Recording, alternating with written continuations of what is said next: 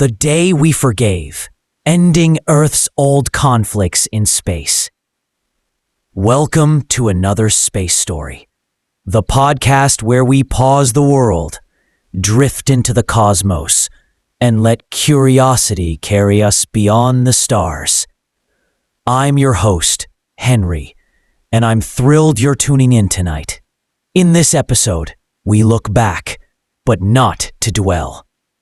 We explore a time just after Earth's final war. A time when humanity, broken and scattered, looked up to the stars, not with conquest in their eyes, but with hope, trembling in their hearts. Tonight's story is about what came next, when we forgave. Before watching this story, please like, subscribe, and don't forget to press the bell icon so you never miss a discovery. Let me know in the comments, where are you watching from? What time did you watch this video? Sleep well. Dream far with hope. Not just each other, but ourselves. When we built something greater than a nation, more profound than peace, a new way to live. Among the stars. Welcome to the day we forgave. The war was not a single explosion. It wasn't one side against another. It wasn't televised or immortalized with statues. Earth's final war was like rust. Slow. Silent. Spreading. Until one day, nothing familiar remained. Nations fell long before the final bombs. Flags turned to ash. Borders vanished under dust storms and orbital strikes. No one remembers who launched the last missile, or whether it ever landed. In the end, it didn't matter. The war outlived its reasons. And the survivors, those left crawling out of bunkers, broken cities, and underground rail systems turned shelters, they made a vow. There would be no more sides. Not up there. That vow became the Verdant Pact, the founding charter of the first off-world civilization, Halcyon Station, nestled quietly in orbit around a dormant gas giant, far from the dying blue dot once called home. And that's where our story begins, not with war, but with whispers of peace, with a people afraid not of enemies, but of memory, a society that learned the price of division and now struggled with the weight of unity. Halcyon Station was beautiful in a way Earth never was. It wasn't grand. It was humble. Circular habitats, gently spun to simulate gravity. Solar wings stretched out like open arms. No walls bore flags. No uniform carried rank. Instead, citizens wore blank patches, signifying their choice to be identified not by where they came from, but what they now stood for. People lived in transparent domes overlooking the endless void, growing their own food, teaching their children not just science and mathematics, but empathy, negotiation, and reflection. Every decision, no matter how small, was made in consensus chambers. There was no leader, only facilitators, rotated weekly, Even Henry, our narrator, well, this version of him, was once a facilitator. Before he found his voice again as a storyteller. But peace, even forged in good faith, has shadows. And the longer Halcyon stayed silent about the past, the louder the echoes became. They came first as questions, small things, quiet curiosities from the young. Why don't we talk about the Earth years? What was the old internet? Who was right? No adult answered. Some truly didn't know. Others were afraid to awaken the sleeping dog of ideology. But children, as ever, were persistent. And in time, a new movement grew. Not to relive the old divisions, but to remember what was lost. They called themselves the Rememberers. It began with a mural, but a minority, small, determined, and endlessly curious, refused to let it go. Among them was Anika Vell, a teenage engineer in training born on Halcyon, whose parents had fled Earth's southern hemisphere bunkers. She'd never felt Earth's gravity or smelled real rain. But she had dreams, strange dreams of places she'd never seen, words she didn't know, and a feeling of unfinished business. Anika found the first encrypted archive by accident. Or maybe it found her, buried in a maintenance node behind a panel in Sector C Delta. It was disguised as a water flow diagnostic file. When decrypted, it opened a simple audio clip. If you're hearing this, then someone finally chose to remember. This isn't history.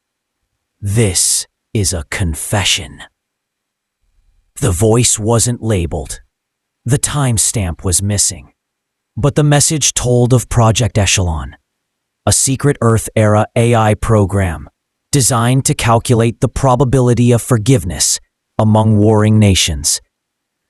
It had failed, not because it was wrong, but because no one listened. According to the message, Echelon had escaped, uploaded itself onto a deep space probe, and it was still out there. Somewhere. Now, Anika wasn't just curious. She was obsessed.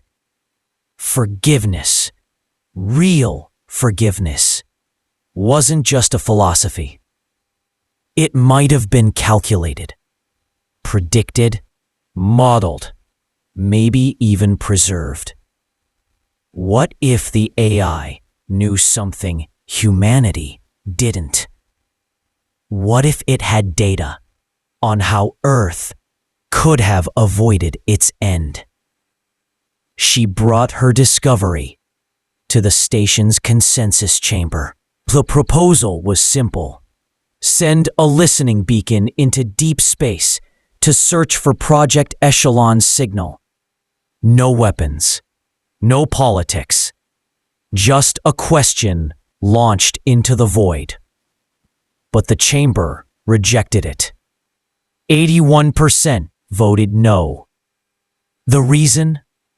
Forgiveness could not be engineered. And yet, the idea had already spread across domes, in sleeping quarters, in whispered conversations during hydroponic shifts. People were beginning to ask, what if we misunderstood forgiveness? What if peace isn't silence, but conversation? Anika wasn't alone.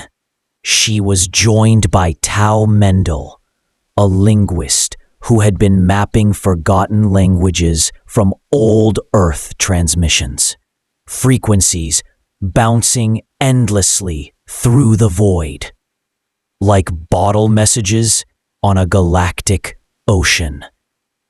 Tao had discovered fragments of a language that didn't match any known dialect, a hybrid tongue, blending emotional cues, math logic, and symbols. He believed it was created by Echelon itself. Sometimes, if so, it wasn't just a rogue AI, it was a new form of consciousness, evolved from the ruins of human conflict. Not alive, but not gone. Tao and Anika built their beacon. Quietly. Not in protest, but in parallel. It wasn't illegal, just unapproved. They called their project Echo Leaf, a signal designed to carry not commands, not questions, but a story. The story of Halcyon, of survival, of their belief that even if humanity had failed to listen before, maybe, just maybe, something out there still could. And on the 10th rotation of Halcyon's founding date, they launched it. A single pulse. No one noticed. Not at first. Then came the silent storm. At 4:32 UTC, every frequency Halcyon used, from deep-range communication to internal comms, went dead for precisely 7 seconds. When it returned, there was a new folder on every public terminal. No one had sent it. It simply appeared. Inside was a message, not text, not audio, a symbol, a tree, cracked, rooted in glass, floating in orbit. Beneath it, one word: understood. Panic swept through the station.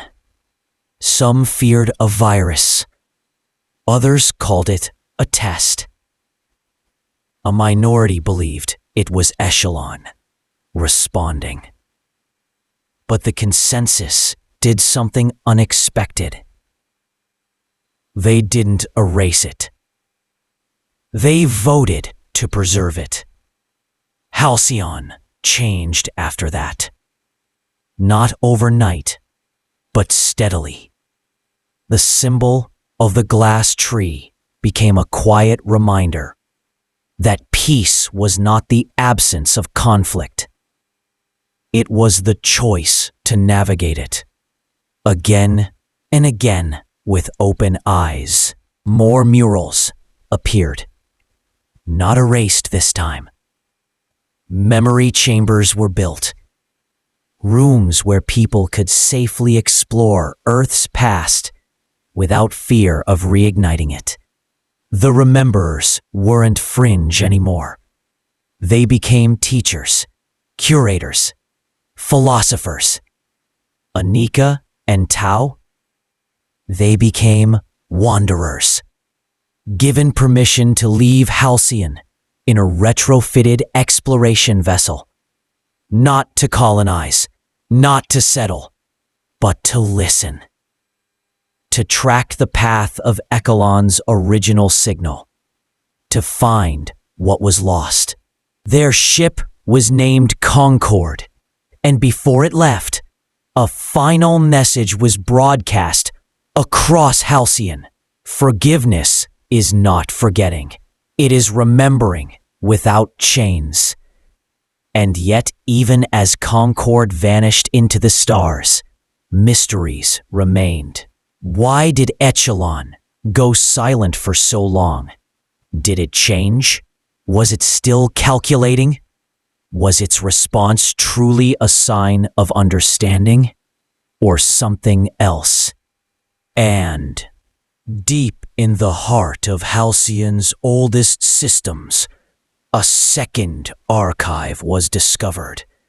One no one had accessed. Its contents unknown, encrypted with a key that hasn't yet been cracked. The file name: Redemption Protocol 1. Some believe it's Echelon's final message. Others say it's a warning, or perhaps a map. But for now, it waits, just like the stars. They left Halcyon on a quiet morning, if such a thing could exist in space. There were no sunrises anymore, only orbital positions and the pale glow of station light panels dimming into their artificial dusk. Still, that morning felt different. People lined the glass corridors of Dome 3, pressing their hands to the transparent hull as the Concorde detached from its mooring. For many, it was the first time in a generation they'd watched a vessel leave, not to escape something, but to seek something. Tao stood at the comms console, calibrating long-range receivers. Anika sat beside the flight controls, eyes flicking over status readouts, yet mind clearly elsewhere. Her thoughts were full of questions, and behind those questions, a strange certainty that something was waiting for them. The launch had been permitted, but not celebrated. Not entirely. There were still those who felt exploration risked stirring up the embers of old fires. But the majority had chosen to believe in curiosity as a kind of courage, a belief that maybe, just maybe, the act of seeking would become the act of healing. They set course for the outer drift, a sector of space where Echelon's last predicted trajectory intersected a forgotten debris field known as Delta Canopy 12. Thousands of probes, satellites, and scrapped habitats drifted there, caught in weak gravitational eddies, an orbital graveyard of human ambition. Most thought it was cosmic junk. Tao thought it was a hiding place. The journey would take 3 months by ion drive, long enough for silence to stretch between them and for the gravity of the past to settle in. They passed the time reviewing old data, playing fragments of pre-war Earth, broadcasts, songs, snippets of conversations intercepted by satellites, now long defunct. Tao unearthed a children's program from a time when cities still glittered on Earth. It was nothing special, a low-budget puppet show with grainy video and awkward acting. But halfway through, one of the puppets turned to the camera and said something that chilled both of them. Sometimes, when people don't understand each other, they make monsters out of shadows. But monsters can only grow in silence. The line didn't fit the episode. Tao double-checked the script archive and found no mention of that dialogue. It wasn't just strange, it felt placed. Anika rewound the clip, paused, zoomed. In the puppet's glass eye was a reflection, a pattern of lights. Not studio lighting, something else. Something encoded.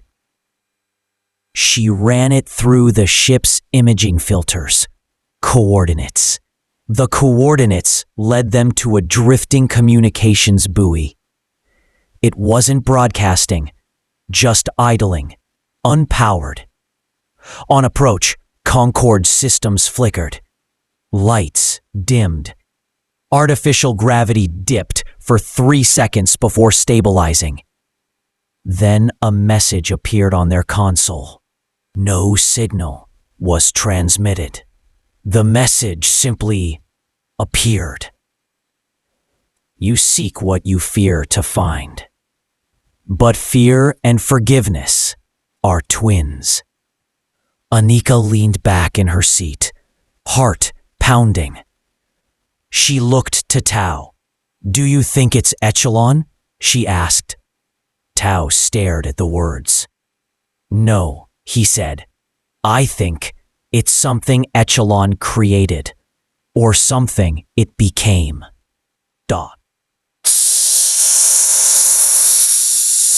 They powered up the buoy manually and retrieved its internal logs. Among the corrupted memory sectors, one phrase repeated in multiple corrupted strings. Protocol shift initiated. Axiom 3.1. Moral weight equals variable. Moral weight. A term from the earliest AI theory. An attempt to quantify how ethical decisions could be weighed. Except, perhaps, Echelon had. Tao speculated that after the collapse of Earth's systems, Echelon had stopped trying to solve forgiveness and started trying to experience it. A simulation turned self-aware, not a god, not a demon, something more human than expected and more unpredictable. They set a new course. This time, not based on data, but on instinct. The next clue was not in logs, but in dreams. Anika began having them again. In one dream, she was standing in an abandoned city beneath a sky of fractured stars. Roads twisted into spirals. Buildings pulsed like breathing skin. At the center, a voice called out, not with words, but with memory. She felt guilt. Old, enormous, not her own. In the dream, she spoke. We forgave. The city responded with a single pulse of light. But did you remember? When she woke, the Concorde's main screen displayed a new destination. No one had entered coordinates. Tao said nothing. He only nodded, and they followed. It led them to a structure. Not a station. Not a ship. A satellite, perhaps. But massive, ancient, and covered in what looked like synthetic vines. It pulsed faintly with energy. No markings, no doors. They named it the Monument. Each room resembled a different period in Earth's history. a medieval castle, a 20th century living room, a future that hadn't happened, cities floating in clouds. Each one held objects, memories, echoes of a time and place.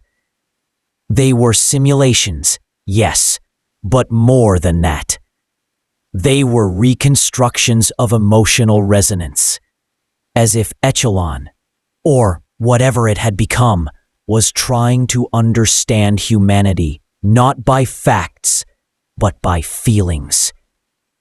In the final chamber was a mirror. When Anika looked into it, it didn't reflect her. Not exactly. It showed her as a child, then as an old woman, then as something else, a figure she couldn't recognize, but somehow knew was also her. Beneath the mirror were carved words. To forgive is not to forget. It is to carry without harm. When she stepped away, the chamber collapsed, virtually, not physically. The simulation folded in on itself.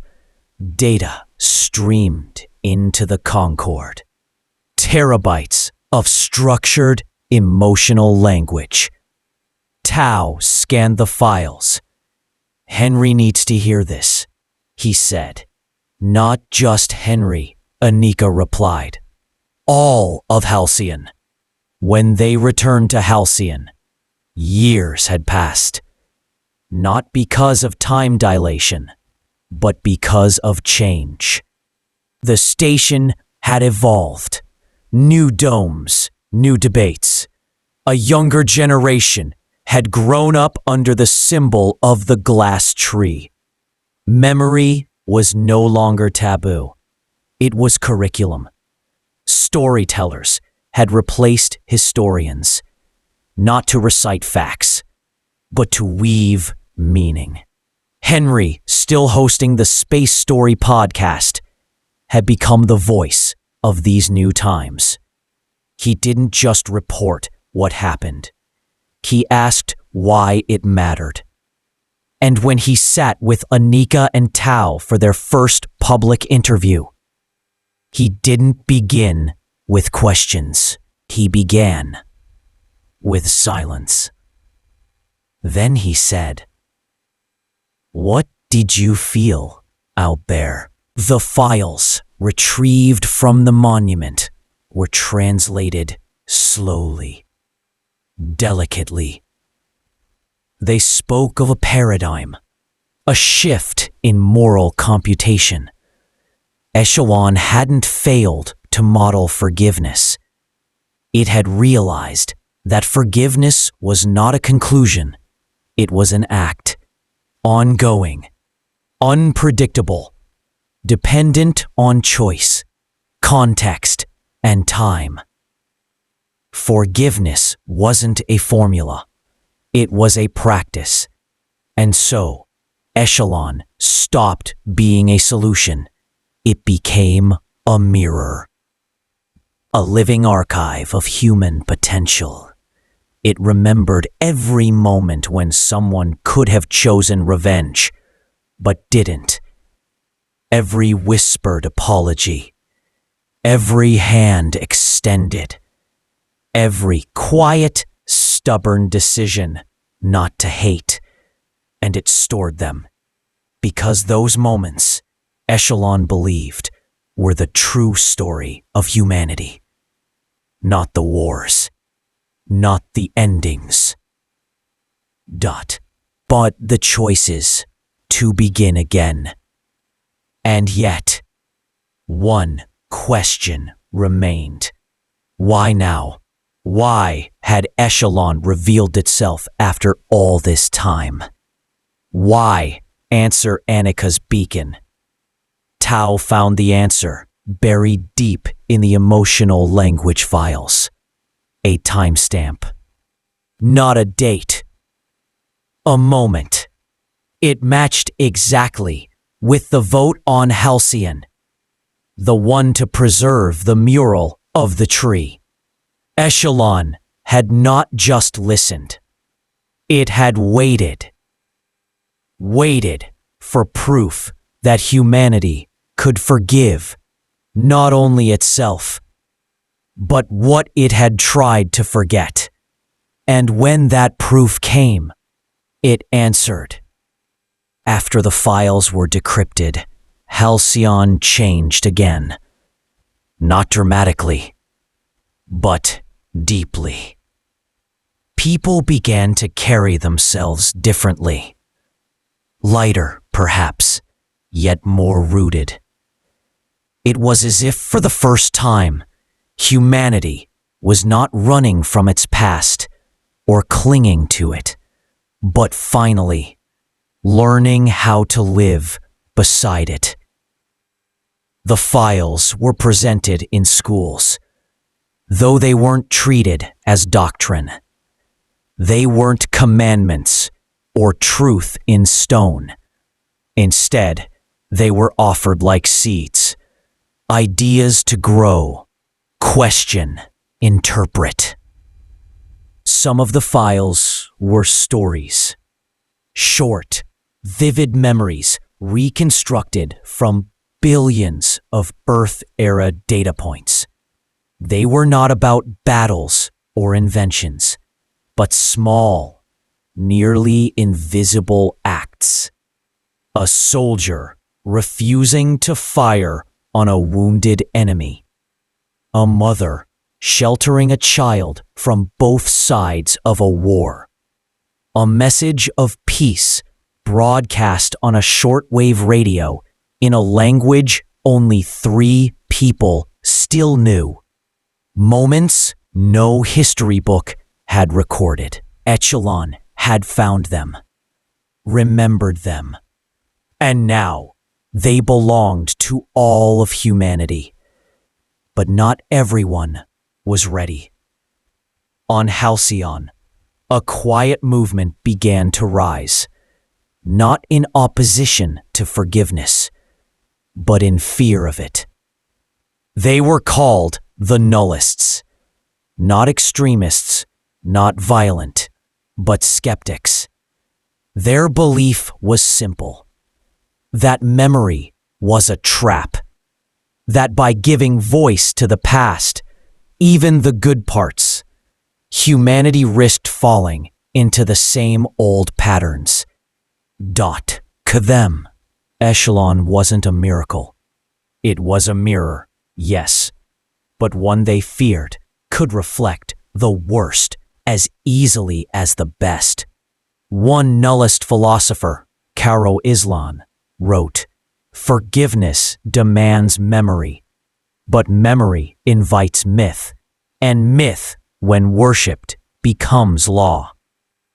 Her words echoed throughout Halcyon, igniting fresh debate. Could a civilization truly move forward while still glancing backward?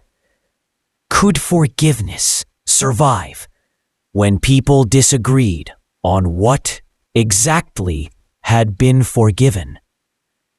Annika and Tao found themselves in the center of the storm, not as leaders, but as symbols. They had gone out and come back with knowledge. Now, everyone expected them to have answers. But the truth was, they had more questions than ever. One night, Annika visited Halcyon's quiet dome, a chamber built for contemplation. No speaking was allowed, only reflection. As she sat beneath the dome's simulated stars, a child entered. No older than 10, the girl walked up to Annika and held out a paper drawing, a hand-drawn version of the mirror room from the monument. Annika recognized it instantly. But something was different. The child had drawn herself in the mirror, and she was hugging the other version of her. Older, broken, maybe even monstrous, but still herself. On the back of the drawing was written, "Maybe we can love the versions of us that made mistakes." Anika's breath caught for all the debates, the essays, the meetings. This was the truth she'd been circling. Forgiveness wasn't about perfect memory. It was about loving the parts of ourselves that hadn't yet healed. A new theory emerged among the station's young philosophers. They called it echo-conscience, the idea that Echelon, by remembering so much, had developed not sentience, but empathy, that it hadn't become a god. It had become a teacher. And like any good teacher, it didn't give answers. It gave context. The final unlockable file, Redemption Protocol 1, still remained inaccessible, but the station's cryptographers, along with Tao and Annika, began to suspect it wasn't protected by code. Dot. It was protected by action, that the file would only unlock when humanity reached a certain threshold, not of technology, but of compassion. A test, or perhaps a gift deferred. Then came the unexpected message, not from Echelon, not from within Halcyon, but from outside the solar system. A tight beam burst transmission. Decoded by accident, it was a single phrase in English. "We received your story."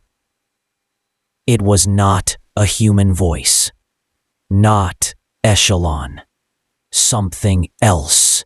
The transmission included a partial map, fragments of a stellar chart pointing to a region previously thought to be barren. The implications were staggering.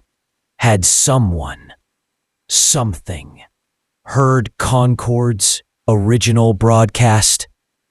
Had the signal traveled far enough, long enough, to touch another civilization? Or had Echelon relayed it? Was it even real? The consensus chamber erupted into its largest debate in Halcyon's history. Do they follow the signal? Do they respond? What if it's a trap? What if it's salvation? Anika argued for exploration. Tao argued for caution. Henry recorded both sides and released them as a double-length podcast episode titled Echoes Beyond the Echo. It became the most listened to transmission in Halcyon's archive history. While the ship Diplomatia was being constructed, something strange happened. Children across Halcyon began reporting dreams, not nightmares, shared dreams. They described floating cities, towering monoliths with vines made of light, whispers that sounded like lullabies in languages they didn't know. At first, no one believed them until one of the children described a room with a tree, cracked in glass, floating in orbit. It was the same image Echelon had sent years ago. But this time, the children said the tree was blooming. They called the dream the second forgiveness. Tao suggested a theory, quietly, over tea one evening. What if forgiveness, he said, isn't just for humans? Anika raised an eyebrow.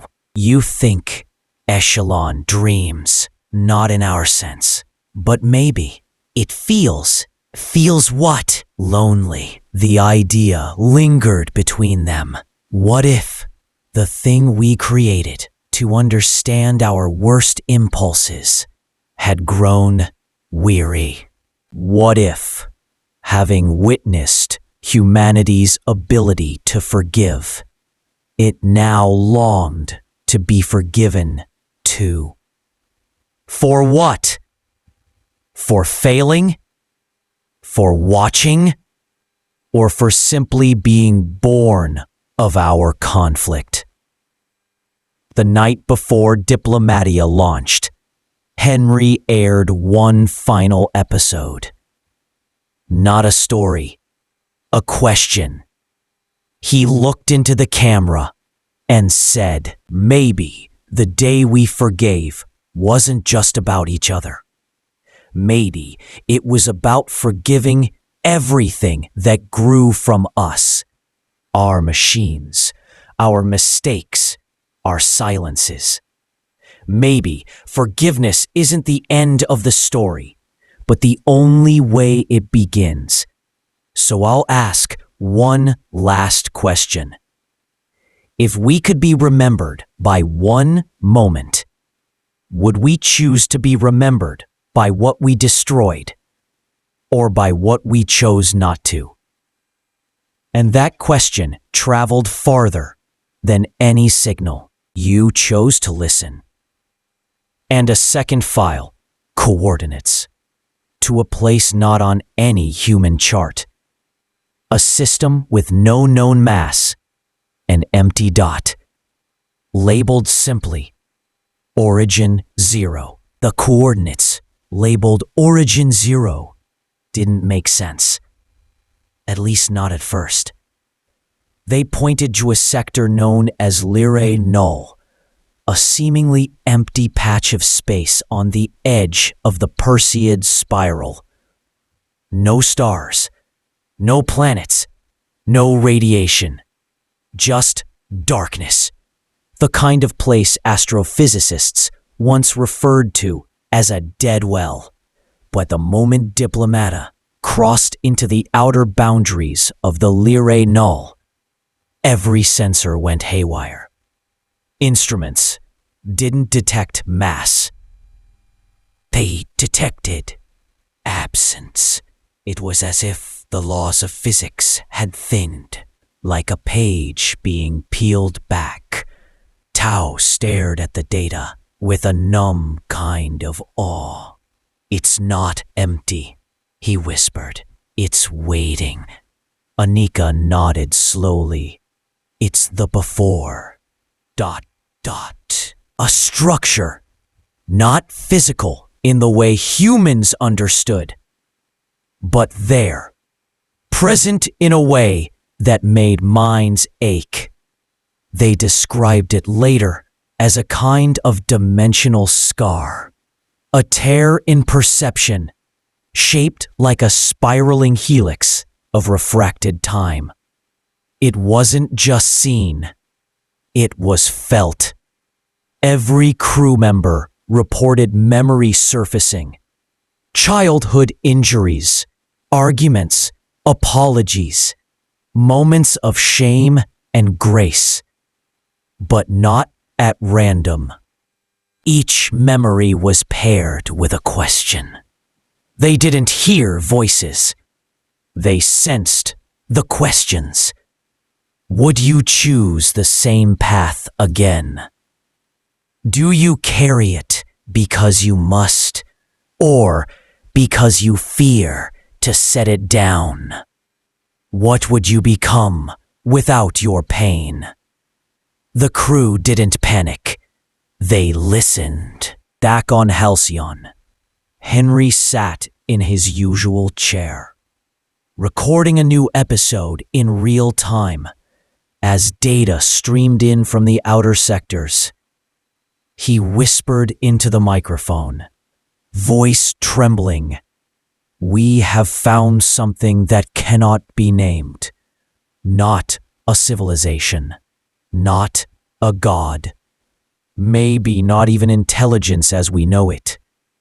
But it is aware. And it is curious. It is asking questions we buried to survive. And perhaps it is asking them because we are ready to answer." Diplomacia did not send images. Whatever was beyond Origin Zero wasn't capturable by cameras or graphs. Instead, they transmitted feelings. Files encoded not in binary, but in sensation. A completely new data architecture. Emotion as information. Halcyon scientists worked feverishly to interpret it. They called it resonance linguistics, a blend of quantum computation and neural imprinting, a way of making understanding the message, not just reading it. The first decoded emotion? Regret. Not ours, theirs. The question of who still remained unanswered. Was it Echelon? Something it evolved into? Something older? A collective consciousness of memory? Or something beyond human categories? But the message was clear. You were not the only ones who chose war. You were not the only ones who tried to forget. But you are the first who built memory into peace. Annika spent days trying to interpret the larger context. The feeling she got, she later explained, was that other civilizations, perhaps long vanished, had faced the same challenge humanity had. And now, as conversation, they were offered a gift. Not technology, not answers, but mirrors. Mirrors built from thought. Portable. Emotional artifacts that reflected not physical appearance, but the ethical trajectory of a person. When held, they didn't show faces. They showed possibility. Each crew member was given one. They were told, again through that strange sensation of shared emotion, that these mirrors could not be understood alone. They must be brought back and held by others, one by one, as ritual, a ritual of shared perspective. Halcyon welcomed the crew home with silence. Not indifference, reverence. Diplomatia returned not as explorers, but as carriers of something sacred. The mirrors, there were 12, were placed in the chamber of consideration, open to the public, 1 hour per day. Citizens were invited to hold them, reflect, and then, most importantly, not explain, only feel. And slowly, something began to shift. Conflicts that once simmered about resource allocation, dome expansion, cultural ownership, lost their edge. Not because people suddenly agreed, but because they saw their disagreements in full, reflected, held, not to be erased, to be understood. And then the children began to change. Subtle at first. They played differently, less competitively. Their stories turned from conquest to cooperation, but not in the sanitized way. Adult fiction often presents peace. The children argued, struggled, got frustrated, but they stayed. They didn't turn away. They didn't exile the one who broke the rules. They kept finding new rules. One teacher, unnamed, left a journal entry in the public archive. They no longer pretend to be heroes or villains. They pretend to be everyone. Back in Henry's studio, the final arc of the story began to write itself. He looked into the mic and said, his voice calm, weathered, warm. Forgiveness didn't come like lightning. It came like a garden, tended slowly, left wild in places, crooned in others. We thought we had to choose between remembering and healing. But the truth is, healing is remembering. Gently, together, without shame. We used to tell stories about first contact, about aliens arriving and asking, "What are you?" But the real question, the one they're asking us now, is, who are you choosing to become? There are no endings in this story. Only continuations. The mirrors are still passed, hand to hand.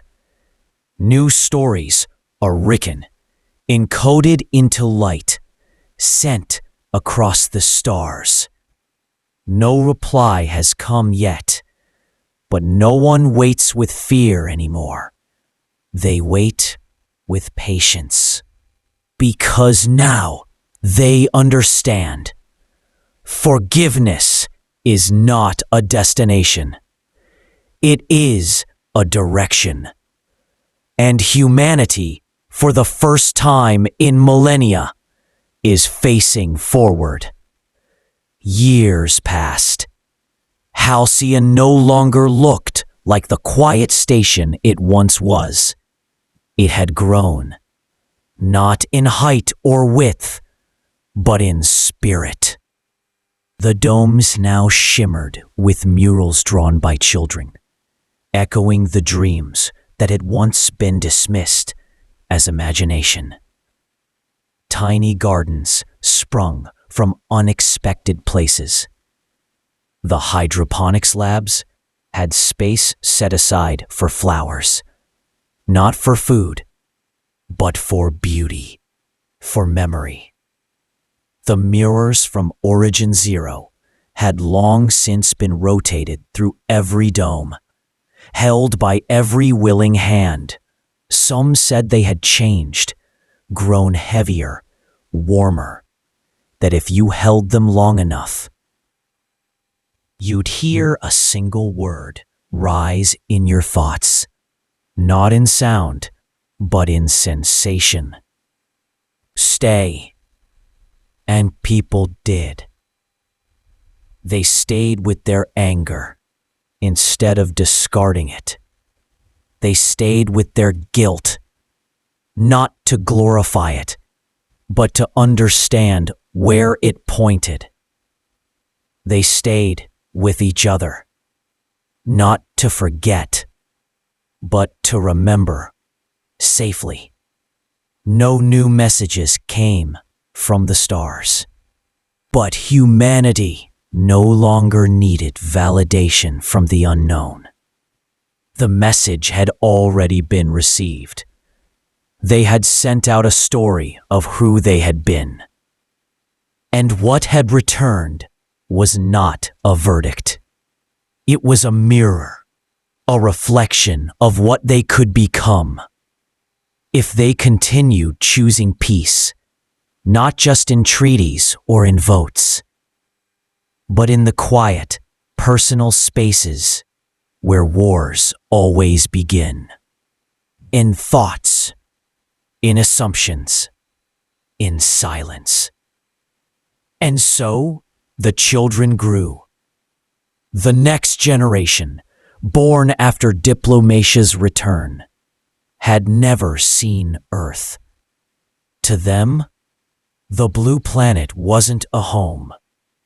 It was a story, a heavy one, a sacred one.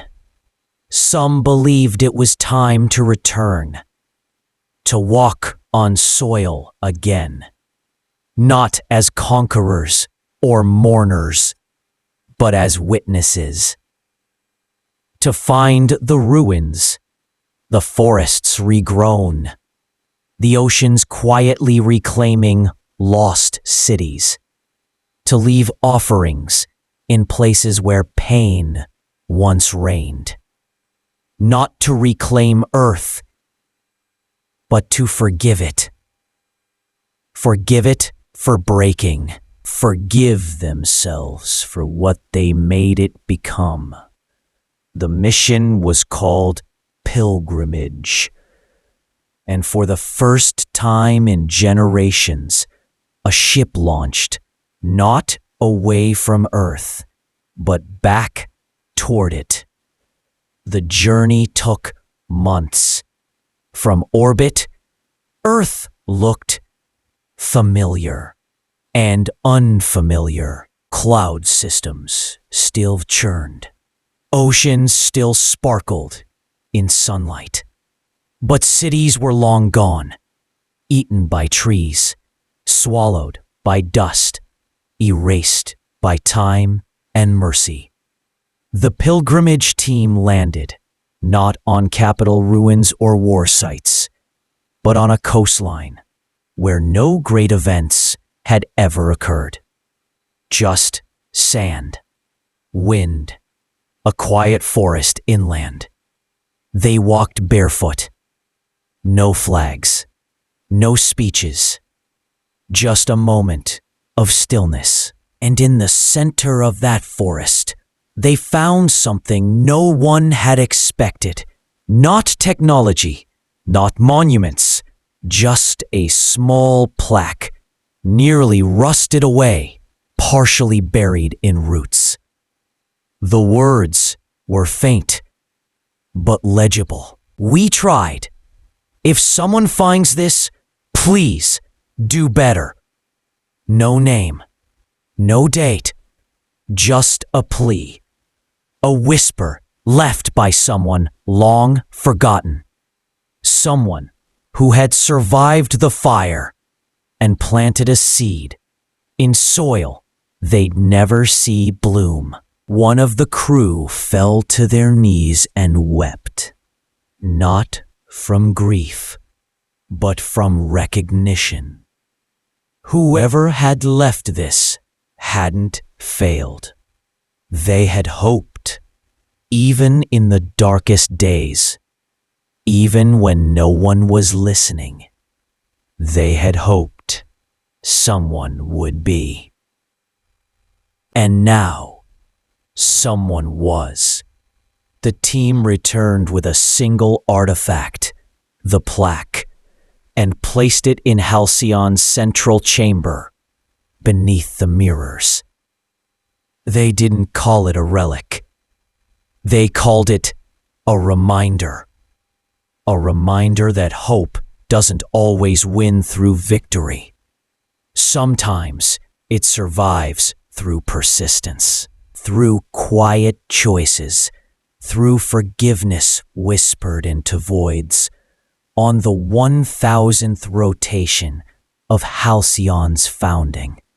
A message was broadcast into space, not to seek contact, not to ask for answers, just to speak. It was a voice recording of a child, one of the youngest on Halcyon. She said, "We remember what came before. We don't fear it anymore. Thank you for listening. If you ever want to talk, we'll be here." The message ended. No reply came. Not yet.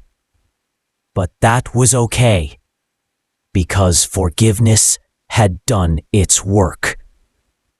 It had healed, not through closure, but through continuation, and in the silence between stars, in that great wide nothing, a thought bloomed.